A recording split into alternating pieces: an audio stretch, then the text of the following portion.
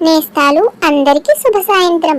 మా వీడియోస్ మీకు నచ్చితే తప్పకుండా లైక్ చేయండి, షేర్ చేయండి, సబ్స్క్రైబ్ చేసుకోవడం మర్చిపోవద్దు. ఈ రోజు జాబిలమ్మ మనకు ఒక చక్కని కథను చెబుతోంది. మరి వినేద్దామా?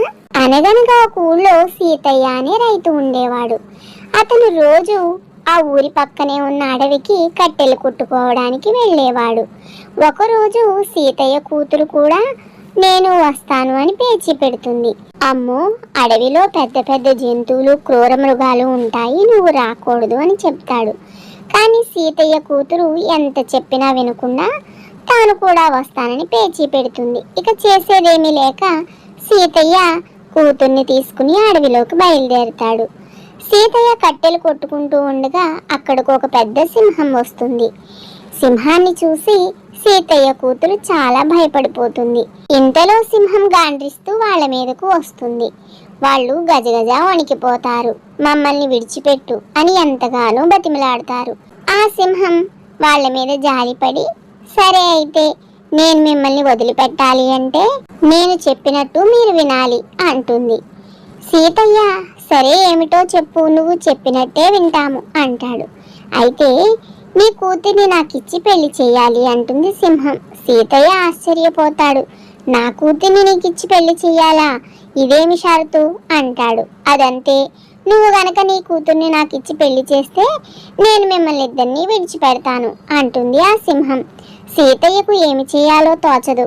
అంత భయంలోనూ ఏం చెయ్యాలా అని ఆలోచిస్తాడు. వెంటనే సీతయ్యకు తక్కువని ఒక ఆలోచన పుడుతుంది.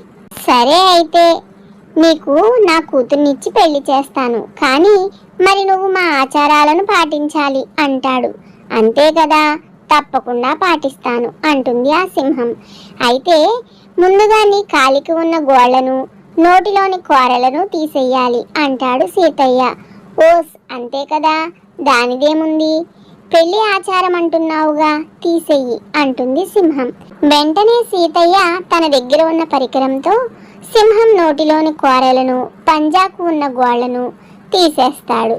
వెంటనే సింహం, ఇప్పుడు ఇంకేం ఆలస్యం, వెంటనే మా ఇద్దరికి పెళ్లి చెయ్యి అని తొందర పెడుతుంది.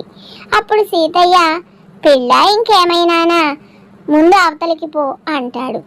ఏమిటి, నన్ను చూస్తే మీకు భయం వేయడం లేదా? నేను మిమ్మల్ని చంపేస్తాను, నువ్వు వెంటనే పెళ్లి చెయ్యి అంటుంది సింహం. ఏడుసావులే, ఇప్పుడు నీ నోట్లో కూరలు లేవు, పంజాకు గోళ్ళు లేవు, నువ్వు మమ్మల్ని ఏం చేయగలవు, నీకెందుకు మేం భయపడాలి అంటాడు సీతయ్య. సింహం గాండిస్తూ సీతయ్య మీదకు వస్తుంది. వెంటనే సీతయ్య తన దగ్గర ఉన్న కట్టెలతో సింహాన్ని చితకా బతుకా బాదుతాడు. సింహం దెబ్బతో భయపడి అక్కడి నుండి పారిపోతుంది. సీతయ్య తన కూతుర్ని తీసుకుని ఇంటి దారి పడతాడు. మనకు శక్తి ఉన్నంతసేపు ఎంతైనా మాట్లాడగలం. శక్తిహీనులమైనప్పుడు మనం ఏమీ మాట్లాడలేము, ఏ పని చేయలేము. శారీరకంగా గాని ఆర్థికంగా గాని మనకు శక్తి ఉన్నప్పుడే మన బలం. ఏదీ లేనప్పుడు మనము ఎందుకు పనికిరామన్నమాట.